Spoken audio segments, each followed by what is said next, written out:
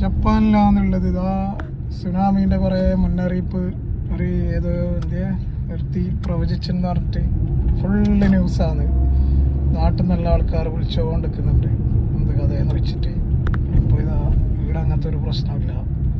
പിന്നെ ഇവിടെ ഭൂമി കുലുക്കം എന്ന് പറയുന്നത് സാധാരണ ഇവിടെ ഉണ്ടാകുന്ന തന്നെ.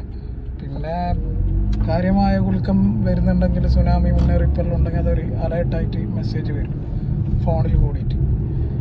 മനസ്സിലായോ? ഇവിടെ ഇപ്പം അങ്ങനത്തെ ഒരു സംഭവം ഇല്ല. ഇപ്പം നമ്മളുള്ള ഒരു സ്ഥലമാണിത്.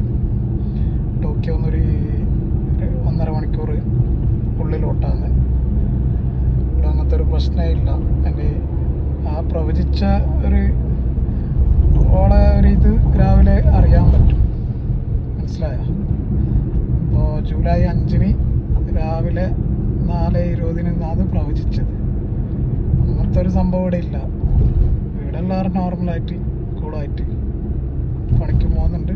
പിന്നെ ഇവിടുത്തെ ഗവൺമെൻറ്റിൻ്റെ ഭാഗത്തു നിന്ന് അങ്ങനത്തെ ഒരു ന്യൂസേ ഇല്ല, അങ്ങനത്തെ ഒരു ഇൻഫർമേഷനേ ഇല്ല.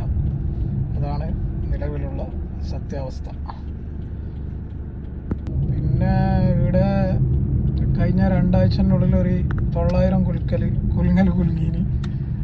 900 എർത്ത് ക്വയ്ക്ക് ഉണ്ടായിനി 2 ആഴ്ചൻ്റെ ലാസ്റ്റത്തെ 2 ആഴ്ചൻ്റെ റിപ്പോർട്ടാണ്. പക്ഷെ അതൊന്നും നോർമലായിട്ടാണ്. അതിലൊന്നും എന്തെങ്കിലും ഡേഞ്ചർ ഇൻഫർമേഷൻ ഒന്നുമില്ല. മനസ്സിലായോ? അതിവിടെ സർവ്വസാധാരണം. ജപ്പാനാണ് ലോകത്ത് ഏറ്റവും കൂടുതൽ ഭൂമി കുലുങ്ങുന്ന സ്ഥലം. ഒരു വർഷത്തിൽ 1500 കുലുങ്ങലെങ്കും കുലുങ്ങുന്നതാണ് പറയുന്നുള്ളത്. മനസ്സിലായോ?